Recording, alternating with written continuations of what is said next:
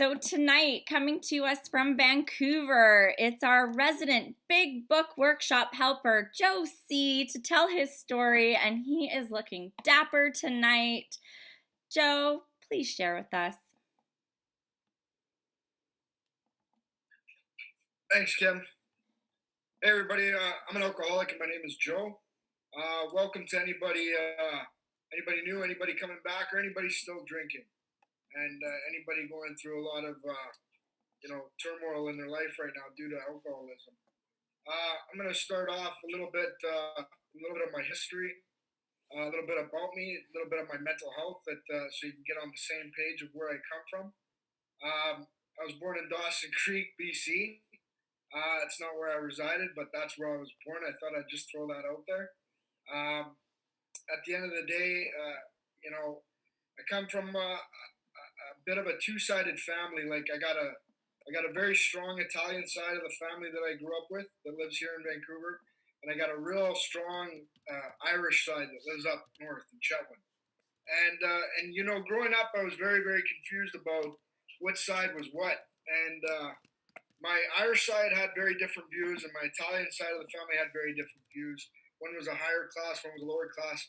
You could say I was a chameleon right from when I was a child. I didn't really know how to fit in properly with these two types of classes, and so my mom's side was a poor Irish, a lot of alcoholism, untreated alcoholism in the family. Certain ideas and beliefs were implemented into me at a very young age that weren't necessarily uh, becoming of good conduct in society that you'd see today. Whereas my Italian side of the family was all about the show. It was all about the looks, the prestige. If the house looked good, it didn't matter what was going on inside the house. We kept our mouths shut, and as long as everybody looking in saw that it looked good, we were good, right? And there was a lot of suffering in the household, right? And certain things weren't meant to be said as a kid. And growing up, there was times where I was just I was put up against the wall, or I was smacked out for no good reason. At 5, I can remember some horrific things being said to me at a young age where you just don't say that kind of stuff to kids, right? And looking back at it today, my parents did the best they could with what they got, and I love them to death. But I couldn't see that for a very long time, and that kept me very, very sick. It was one of those deep resentments that just kept me in disarray and utter disturbance with spirit. And so at a young age, I was taught to lie. I was taught, don't tell anybody what's really going on. And if you do, you're going to be taken away, and you don't want to leave this, do you? So it's kind of like a mixed up kind of like Stockholm syndrome, where the people that are treating me badly, I've got to show them empathy and love because of what's going on, right? And now I'm trying to feel for them rather than myself, and I really don't have an outlet of how to feel or express myself as a kid. So I turned to violence. I became a very angry kid, and I got kicked out of about 5 different schools in Burnaby and Vancouver. At a young age, I was suspended 17 times just in elementary school, pre-high school. I never made it past grade 10, and I started. My story has a lot of drug use in it, which is not an outside issue. It's not in our traditions. What it is, it's just a sore topic.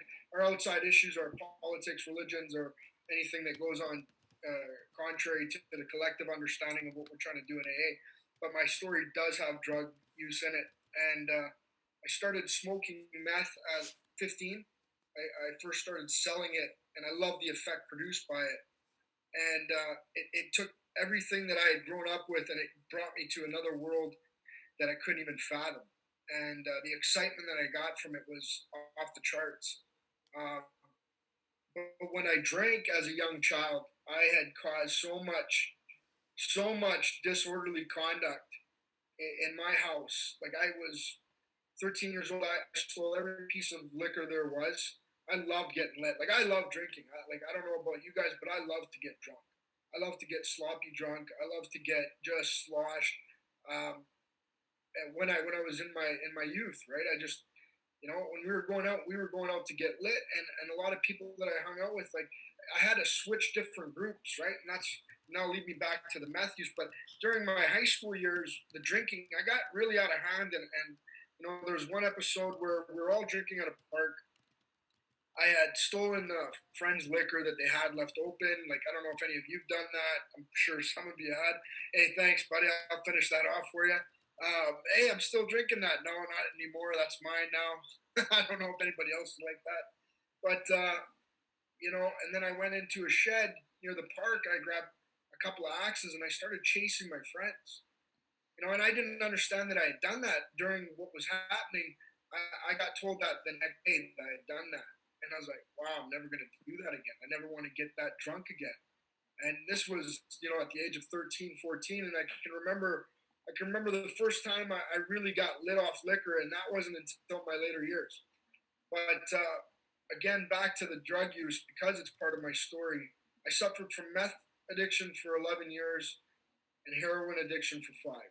I have not done heroin or meth since 2013, and all that took was hitting a very painful physical bottom, where I had to come off heroin and I withdrawal for 56 days, intense withdrawals, and I stayed bone dry from everything for 15 months, and that will bring me.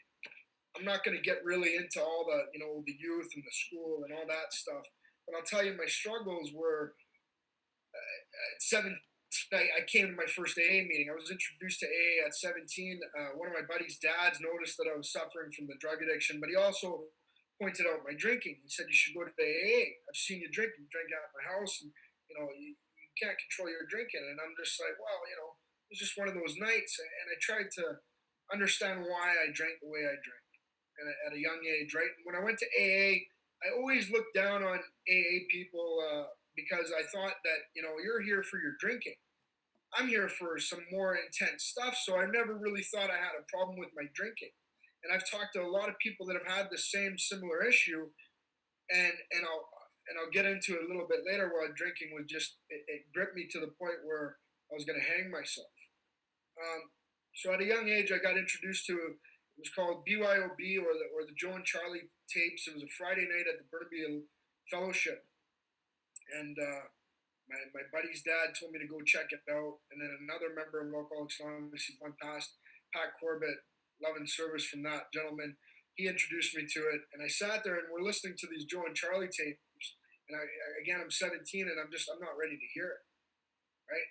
And looking back now, that's one of those things where God showed up and he said, "Hey, listen, you want to quit this life?" Because I had probably spent my family's money. I probably owed my dad at that point close to, I don't know, 100,000, smashed vehicles, stealing his credit cards. I destroyed an elementary school. I got arrested for it. I went to, like, a little bit more about that. I went to, like, I was talking to my sponsor about it the other day. When I was younger, I went to hypnotherapy at the police station with a youth counselor. Supposedly, I went to that for a whole year, but I can only remember the one time. And it's weird because I'll never forget her name. Her name was Wendy Lum, and I actually called her when I got sober. I said, "Hey, do you remember me?" She's like, "Oh yeah, I remember you. How you doing?" That's kind of weird, right? So again, that's one of those lost years of my life. I don't know if any of you guys had that. I can't recall, like, 2001 to 2006. I don't know what happened in between that. I've heard songs and people have told me, "Yeah, that's from way back." I'm like, "Wow, it sounds pretty good. It's new." But anyway, squirrel moment. But anyway, I got introduced to this meeting, and God showed up, and I couldn't see it at the time. I was, if you wanted to say, I had all the levels of the gift of desperation anyone could want. I had just gotten out of the hospital. I weighed about 90 pounds. I couldn't breathe. I was on air. I was on air support. I 90 pounds, skin and bones. Like, I could touch my waist. I can't do that today.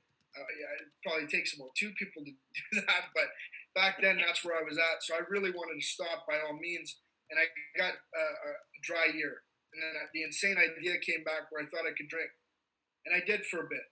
And this progressed and progressed and progressed. And then I got into the heroin addiction in 2007, and I did that all the way up until my kid's birth. in 2009, and I did it another 2 years after that. So I had tried to get sober through relationships in my life. I tried coming in and out of AA. I tried to wait for the miracle to happen. I tried to accept my situation and turn it over. I admitted that so many times. I came in and people said, "All you got to do is admit it, man." And I'm like, "I'm admitting it. I don't know what else I could do." "Well, you got to mean it." I'm like, "What else do I got to say? I'm admitting it. I'm trying to accept it. What else do you want me to do? I'm here." And I had one guy pick me up, and for a year he got me to build toy soldiers, and he tried to teach me patience. I ended up spending about 4 grand on these toy soldiers and building up a good resentment towards him. God bless his heart, he showed me what he knew, right? And a lot of that, throughout my years, I wasn't really shown. Like I've met over thousands of people in AA throughout my 15 years in and out of it, and only two gentlemen, well, three. The third one was the guy who took me through it, but only two other gentlemen showed me the book or tried to get me to look at it. And that's the problem with the fellowship is there's no book-based sponsorship, and acceptance isn't the answer to all my problems today. And if you're the alcoholic of the type that we're going to talk about, or I'm going to get into about myself, then you're beyond human aid. I tried to quit so many times. I've used so many different methods. I've gone to churches in dire need of help, looking for priests to just talk to, and sat there in tears. And I don't even know why I would show up to those church, but something inside me said, just go there. And I was looking for this. I always heard that, wait for the miracle. I always tried to go and find this wherever. I'd go for long walks in the woods, with a bottle. I'd go with drugs. I'd take long walks. I tried to get jobs and keep them. I tried, but I couldn't stop my drinking or my drug use. And I made many promises to the people in my life, and I couldn't live up to these promises because I always failed. And I'd always go back to the drink, or I'd always go back to the drug. So 2012, I'll speed it up to there. I went to treatment. I got separated from heroin. I got out, and I did the checklist sobriety. I don't know if any of you do this. I got to get the job, which I already had, but I got to save money now. I got to build that money back up. I spent a lot of money.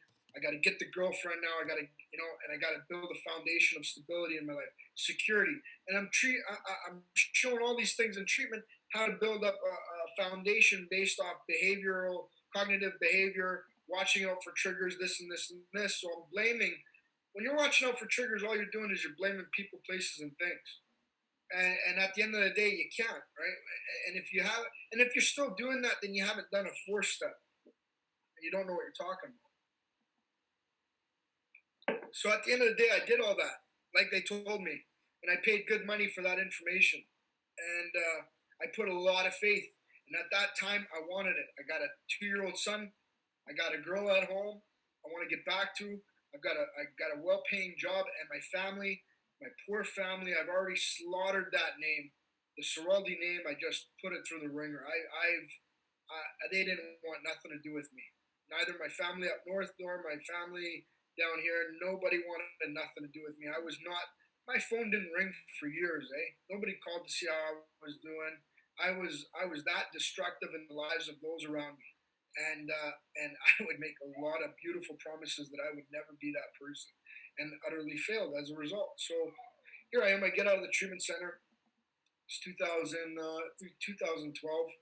and I find a nice girl, a normie, someone who can drink occasionally, can choose whether or not they're going to drink, and occasionally smokes weed. And I thought I've arrived. I'm like, finally, someone that likes me enough, who's somewhat normal. I'm doing pretty good. And we stayed together for 4 years. And during that relationship, she would always ask, like, "Hey, do you ever think you could drink?" And I said, "Yeah, that was never my problem, right?" And I never seen I didn't understand alcoholism, nor did I have it bad enough, because in between the time where I'd used drugs to the time I drank again was like about 3 years. So I never really, again, I was fooled by the idea of drink. I never looked at it as being cunning, baffling, and powerful. I never understood the symptoms of it, and we'll get into that. So we had talked about me drinking, and normal people don't have to talk to their partner about drinking; they just do it without question. So that's a little bit of the okay. There's something abnormal here. So anyway, we're on. It's her birthday. We're on a party bus. We're with all her friends. Um, it's a beautiful day, not a cloud on the horizon. If you would have asked me in the morning if I was going to drink, I would have told you, "Are you kidding me? I got a beautiful girl. I got a beautiful job. There's no, there's no way. I wouldn't. I didn't see it coming. It was like a SEAL team, and we're on the party bus, and someone said, "Hey, could you pass my champagne?" And without any thought, I said, "Hey, can you pass that?" They passed it over.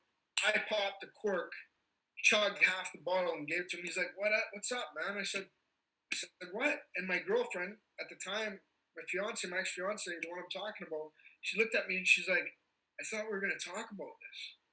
I said, "There's really nothing to talk about. I'm drinking." Just like that, casual, nonchalant, just not a thought. And the look on her face, I'll never forget it. Of the, it looked like all her fears came true and just dropped into her chest. And I didn't know it at the time what alcohol was going to do for me from that point on. I had no idea. And so that year there became a lot of horrific things. Every other weekend I would drink, and it'd be a bad night. And I would promise that, hey, listen, Kels, I won't do it again. She's like, "You promise? Like, you embarrassed me in front of my friends." I was like, "Yeah, I promise." And there I'd be. I'd come home with a bottle, and she'd be like, "What are you doing?" I'm like, "I just needed to relax. I'm stressed out." And I would always give these. I'd always try to justify the answers for why I drank the way I drank, but it was never a justifiable answer for those looking into my life. Like, if you've seen how I progressed throughout my life, you'd say, "Hey, you shouldn't do anything." And so these ideas that I had come up with were just sickening. Now looking back at it, how sick I really was, still am. Um, so that year of the drinking, we would casually drink. We went on a trip to Asia. She almost left me in Asia. I got really bad in Thailand, and she had almost just got on the plane and said, "See you later." And I had made promises. I said, "I won't drink that much in Asia. I promise." This was just a bad night. It was the Germans that we were drinking with. They love to drink. I won't drink with Germans anymore. and and so that didn't last because we were drinking. I was full blown drinking at this point, and so a couple more nights on the trip. And by the end of that trip, she liked traveling with me, but she was disgusted with the way I drank. It was really sloppy. I was usually disgustingly or dangerously drunk, but at this time it hadn't gripped me the way it gripped me towards the end. I still had somewhat of an idea that I had. I really actually couldn't. It was gripping me, and I didn't even see it. Actually, now thinking about it, I was trying to control it. When I tried to control it, I wasn't enjoying it. And when I was trying to be on my best behavior around her, I was pissed off. And if I could sneak drinks, I tried to. And that's when I would sneak those drinks. And if I'm going to be honest right now, I would sneak those drinks, and it was in the most disgustingest way. We would leave. She would say, "Oh, okay, we're done for the night." As we're leaving, I would try to steal drinks off tables, walking out of places in Thailand, right? Or I'd leave and tell her I need to go for a walk, and I'd go, grab a couple of shots, and then I'd come home. She's like, "Were you drinking?" I was like, "No, that was from earlier." So the disgusting behaviors that came along with it really gripped me, and but I would justify it. I would always justify it. Anyway, we get back, and now it's starting to get full blown. I'm drinking. I'm drinking on my job.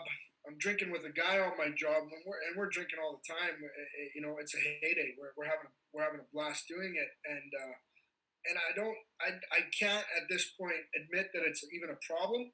I'm aware that it's becoming a problem, but I've got a drinking buddy. And if you all know, once you got that drinking buddy or that buddy that you drink with, you guys can make it sound like it ain't that bad, right? And you can keep that utopia going for quite a while. You know what I mean? And the foolishness and the ideas that come into mind just make sense when you're talking to another sick individual. And me and him were both pretty sick. But he really clinged on to me.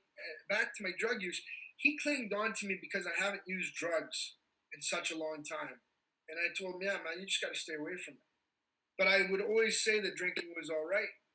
And he was my best friend, and I found him dead December 16th, 2016. Uh, I found him, and I love this man. He taught me everything I knew about safety.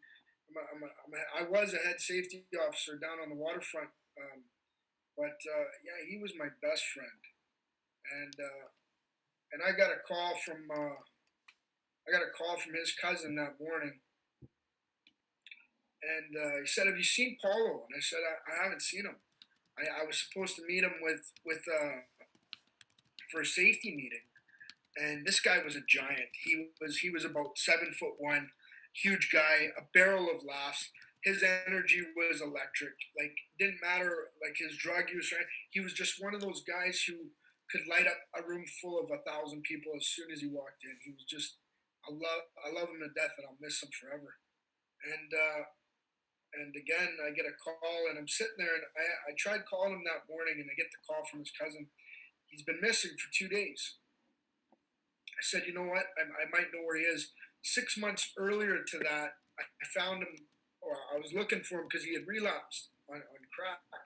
And I found him down at the spot. I begged him to tell me where he was. And it took about 4 hours, but he finally told me where he was. And it was a place that he wouldn't have been able to find. It's down by the tracks by our job. But to get there is it's just tedious, right? And I go there and I bring him a bunch of water. I bring him a pack of smokes. I bring him some food, and I say, "Hey, let's go back to my house. We'll talk it out, and take a shower, and you can go back home. You know, people love you. They miss you." So I tried being away. I tried to support the best I could with what I knew, and all I had, based on my years inside the fellowship, was just don't pick up. Hey, man, just for today, don't think about it. Just turn it over. Think about something else. Phone me every time you have a desire to use, bro, and we'll talk about it, bro. Man, and this all, like, and that's the stuff I would tell him what to do. I carried a heavy resentment when I got sober. I'll get into it, but I really beat myself up um, for not being able to help him. But through good sponsorship, he showed me that that wasn't my fault, and that's not my responsibility. Each person's responsibility is for their own individual recovery, and if they want to pursue a solution or not. And so through good sponsorship, I was able to work that out with them. But so 6 months earlier, I'd found him. I told him to come back, and I'd fed him all this watered down stuff that I had learned throughout my years. And I had this pride and this prestige that because I wasn't using drugs, I could save this guy. And I told him every slogan out of the book. He was hanging on to every word of the slogans, eh? And all of it involved nothing.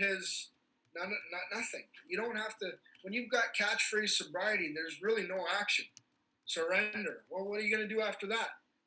It's great to say, but there's no action tied to it. Turn it over to what? How do you know what you're turning it over to? Just for today. Just for today what? There's no solution with those slogans unless one's actually gone through this program of action and has been able to remove those obstacles, those blockages that are inside of us to experience what that serenity is actually about, right? So I couldn't give him this message, and that's why it ate me for such a long time. So I gave him what I knew.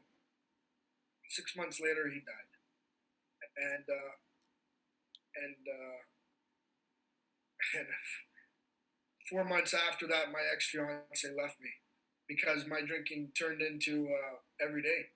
It just turned into every day now, and it wasn't because of his death. It was because alcoholism, the allergy, the physical allergy, gripped me to the point where I couldn't leave it alone, no matter how great the necessity or the wish, and I couldn't quit when I wanted to. I could not stop.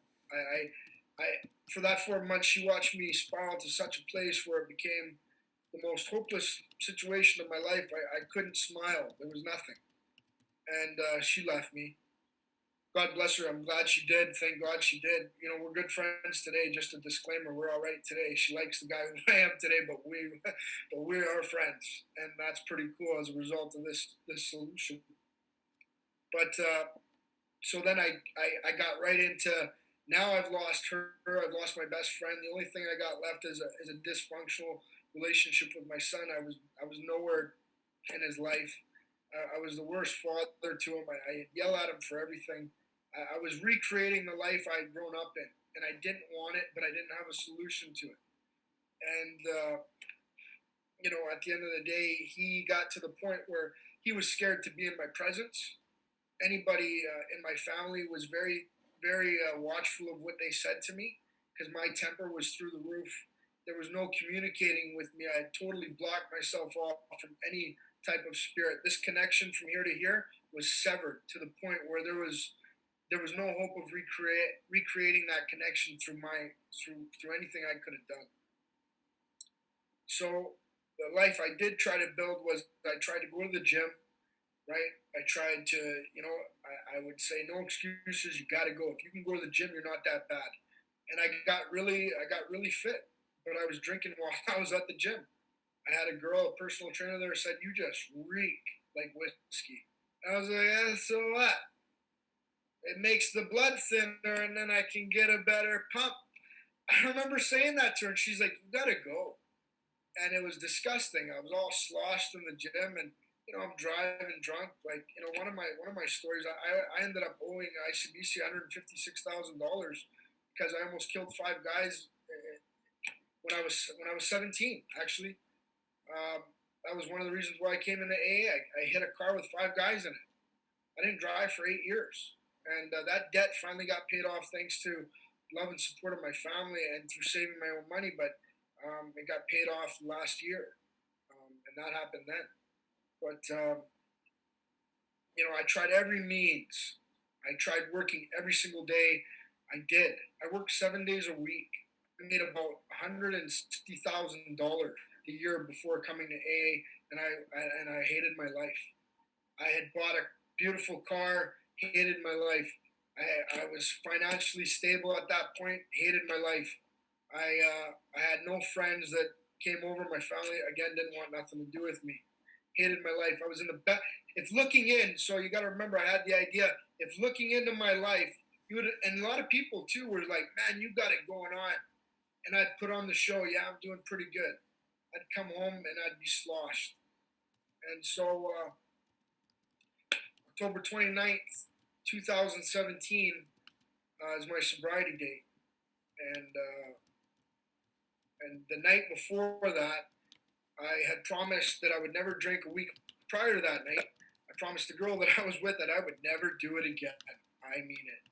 We ended up going to a party. I already drank a Mickey and a six pack before I got there. I ended up finding a 2-6. I did that, and then I punched out a guy and woke up covered in blood. October 29th, 2017, and I wanted to end my life, and I had already planned it out. I already grabbed the rope from work, so I already had it at home, and I measured it out, and I was ready to go. And there's a bridge just down by my house, and I was ready to go. I couldn't stop drinking, eh? I couldn't stop, and I really wanted to. I had run out of options of how to quit drinking. Every slogan came into me, and I was like, "This doesn't work." Every idea that I've ever heard all hit me like a wave, but it didn't work. You know how many friends I phoned? You know how many things I tried to do? None of it was sufficient enough to stop. So I said, "Yeah, there's no point of being here." And I wanted to be here. I just didn't know how to be here. And the only thing that stopped me from going on the bridge was I didn't want my kid to grow up being like, "Oh, your dad was the one that hung him from the bridge." That thought came into my head. So I went to Home Depot, I grabbed some hose, and I put it in my car.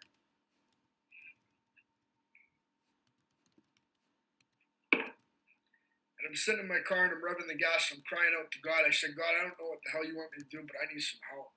And I didn't want to be in there, and it's coming in, and I'm just revving it, and I'm crying, and the snot's running down my nose, and I'm yelling in my car, and you could probably hear me from a mile away. I'm like, "I just don't know what to do anymore. I need help." And I got out of my car, and I turned off my car, and I came inside my house, and something inside me was, "Call your brother." I got a younger brother who's been in AA for 4 years. Something said, "Call your brother." So I called him, and I'm crying, and I said, "Santino, can you help me?" And we haven't talked in almost 2 years at this time. He said, "What's going on?" And I'm surprised he even answered my phone, but thank you, God, that he did. He said, "What's going on?" I said, "I'm ready to kill myself." I was sitting in the car ready to go. I just said, I don't know what to do anymore. I cannot stop drinking. And he was in my house at 15, within 15 minutes, he picked me up. He took me to the neuter, and I was just sitting there. I was in my head. You know what? The mind's just like, what am I doing here again? I did not want to come back to AA. Last place I wanted to come was AA. But I needed it more than I ever knew. And I said, he dropped me off, and I'm sitting with my thoughts again. And I said, is there another meeting we can go to? And he goes, yeah, there's a speaker meeting tonight. And I said, let's go. And I'm sitting there, and for the first time, I heard how I drink up at the podium. I heard about this physical allergy. When I drink, the phenomena of craving. I cannot control the amount I drink. I'm like, I got that. And I'm listening to this guy, and he's an older Iranian guy, but I'm like, yeah, man, I drink like that. And he goes, stone cold sober. Suddenly, the thought comes. Suddenly. And I'm like, yeah, suddenly. You don't even want to drink, but you're drinking. I'm like, yeah, suddenly. What is that? And I'm sitting in my chair, and it's like the booming power of God is like, there you go, son. You wanted to hear it? Here it is. And I'm listening to it. I'm hearing what untreated alcoholism looks like because I've been exhibiting it. I'm like, I don't obsess about it. I've never obsessed about it. I don't want to drink. Why am I drinking? And it's that suddenly, that malady of the mind. And I'm like, that's what I understand that. And this is where God, I haven't doubted God ever since this. And I pray I never lose that spirit. But all I did was I raised my hand. I didn't share that night or nothing. They're like, is anybody new or coming back? I said, cool. Someone might come up to you at the end of the meeting. Cool. So I'm walking out. I'm the first one out. Obviously, we're new. We're in our heads. We're all soppy and pity and wow. And I go downstairs, and this guy comes up to me. He's like, hey, buddy. I said, hey, how you doing? I'm like, I really liked what you had to say. He's like, give me your phone, buddy. And I'm like, I'm kind of taken aback. And he's like, okay, here's my number. When you want to go through the big book, call me, okay? Take care. And he walks away. And I'm like, nobody's ever done that to me in my entire life. And so I go back home, and my brother's like, yo, you should listen to that guy. He's really sick, but he's doing really well today. And I'm like, well, I just heard his share, So yeah, and he lit me up in a way that I've never been lit before. So I sit on this thought for a day, and no one's ever done that. And I've obviously never gone through the big book of Alcoholics Anonymous in my 15 years in and out. And so I call him up, and I'm teared up. I'm emotional. I'm desperate. I'm so desperate I would suck peanut butter through a straw if it got me sober.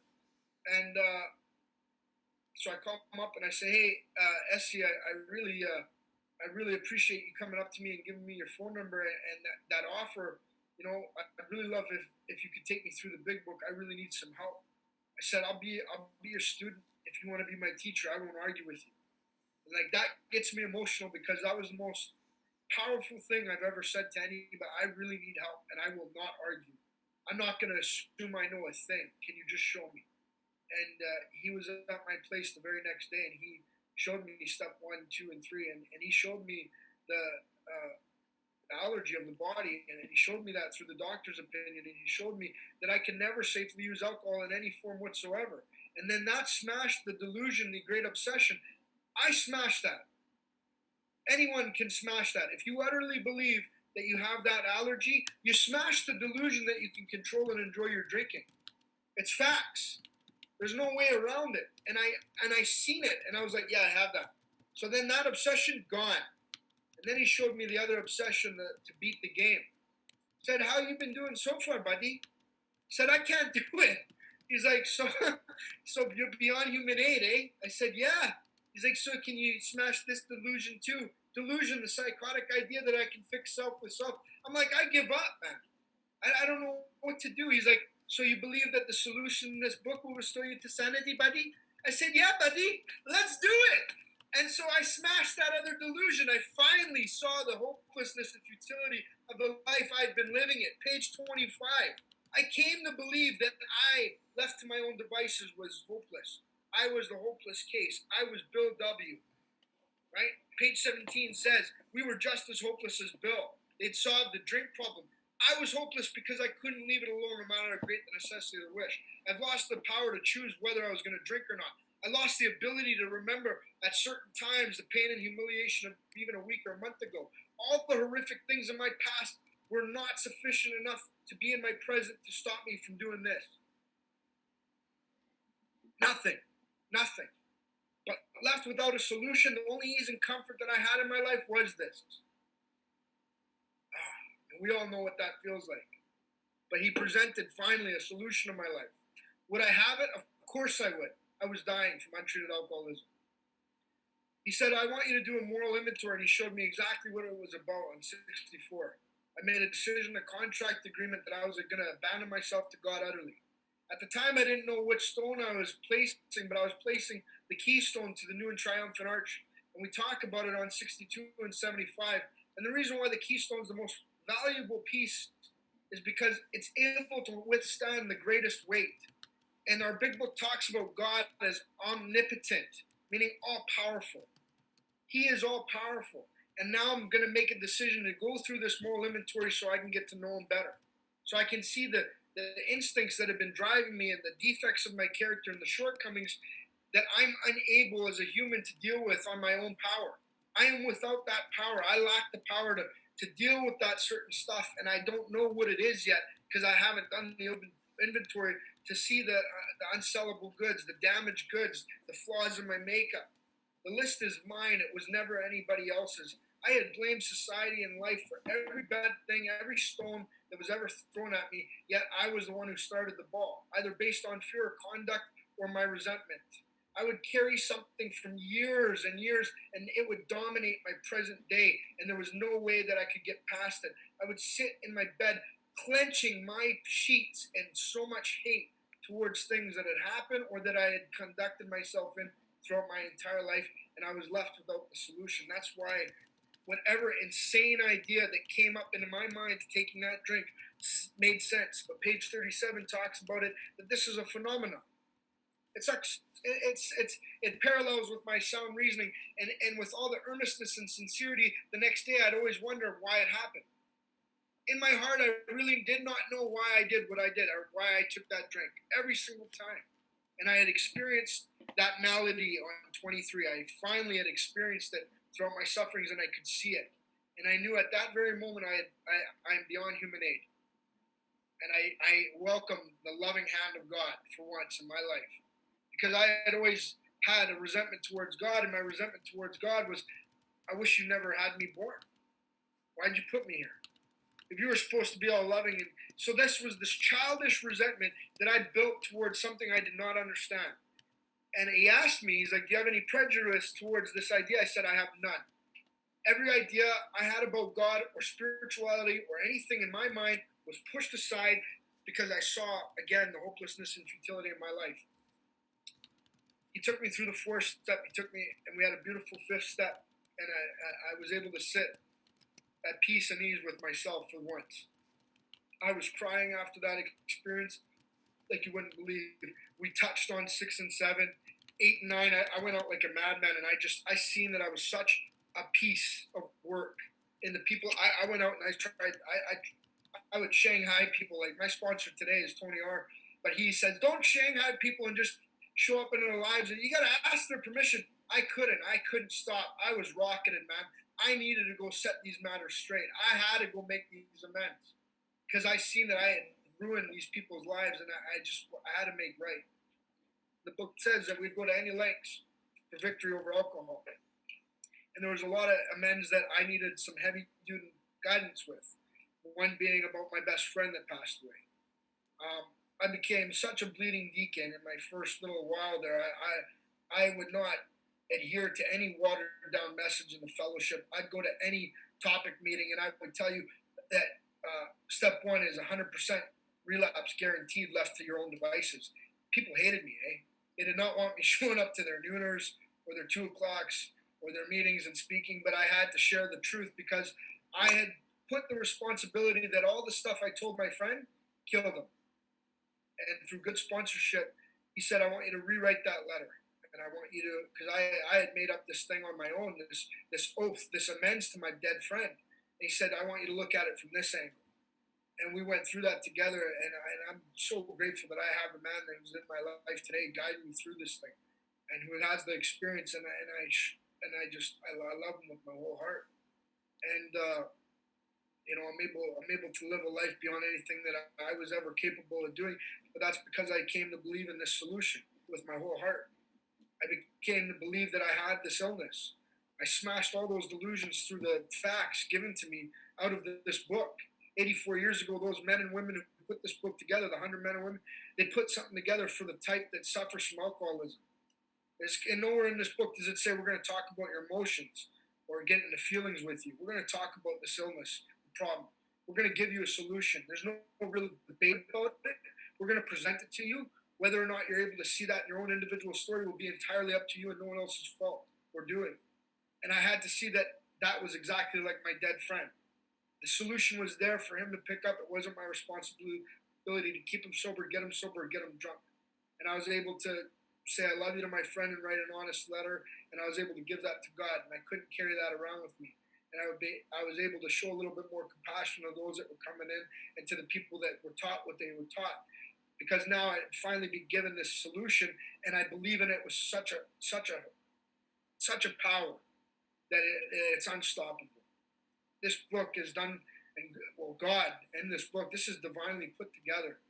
Like the fact that it got me to a place where this and this is now connected to that, right? And that's what the solution, and that's what step 11 is, Is I got this consciousness and this awareness in my chest, and I'm able to look at it's like the Matrix, man. It's like you're like Neo and you're tripping right out. It's like that part when all the green stuff just flows and he becomes one. That's the spirit, man. That's the world of the spirit, and you're just able to be a part of that. I'm new. Hey, I'm 2.5 years sober. I'm still an infant in recovery. I have not a clue of what's really available here, but what I've tasted, give me more. And I get to do that. I get to carry this message to you guys, to the guys in my life, in my home group. I get to be used to people. My son today runs up to me and hugs me. He does not run away from me today. My family, I'm able to pay back my family. I'm able to show up for my dad. My dad and I, we never had a relationship, But today we call each other, and he's proud to call me his son. These are the promises. The people around me start getting relief from me. The promises aren't outside of us. They're within our realm, within our hearts, and within the hearts of those around us. People in my life today don't avoid me. If anything, my phone blows up, and it's a joy to have people call me today. The things that I took for granted are things I cherish today. And I couldn't have done it without a loving God and the fellowship and the solution laid out in this book. And sanity returns when I always think of somebody else I can help. When I think of my responsibilities, whenever that's why 11 is the most important thing. I wake up in the morning. God, help me to be divorced from self-pity, self-seeking motives. Help me to be entirely removed of self. I made an oath to you in step 3 that I would continue this relationship, and you said you would take care of all my needs. I know that you've got things laid out for me that I cannot yet see. Whatever you present to me, help me be open, willing, and honest to see them with your eyes and your heart. Help me to be wholeheartedly open to the things that you've got, and I promise I'll do your work well, because I know that's my job. I get to be one of his agents today. I don't get to play God. I get to be in the realm of that spirit, and I get to be a productive member of this community that we have. I get to carry this message out of this book, and not what I think it says, or not any off-the-wall or bumper sticker type slogans. I'm actually armed with the facts about alcoholism. It's not an argument. It's something I've experienced. I get to offer a solution to you, and I get to show you how you can do it. I don't get to guess what it's about. I know what it's about because I went through it and I've experienced it. And I get to apply it daily to my life and be a living example of it. And the ones that say that are the ones that are closest to me that experience. I don't need to prove it to anybody. I live it. So at the end of the day, everyone, and to those that are coming back, and I've seen a couple of you that are new, we've got a big book study workshop that we do here Tuesdays and Thursdays. We have a YouTube channel, Tony R, where we've got a lot of speaker tapes, especially on the Zoom. I've got some of my sponsees in here. They've been posting up their links to the sheets. Those worksheets, Essie, my first sponsor, God bless him, he showed me the solution. Tony picked me up and he walked this thing with me. We do this shoulder to shoulder. And again, that man, he puts up with a lot with me. It's like, one of the things, and I'll leave you with this, I was such a barking dog, and I still am. He would tell me to shut up and sit on the porch, just heel boy. Just let everybody play in the yard, okay? We're all, like, we're all not well, I was like, but they need to know. And he's like, easy, easy. And I love him for his professional training to handle such a mental defective such as myself. Everybody, I love you. God bless. And if you haven't gone through this thing, and you feel hopeless and you feel like you honestly want some help, I will promise you that if you do these things, you'll enter upon a new relationship with your Creator. And thank you very much for having me. Love you lots, everyone. Take care.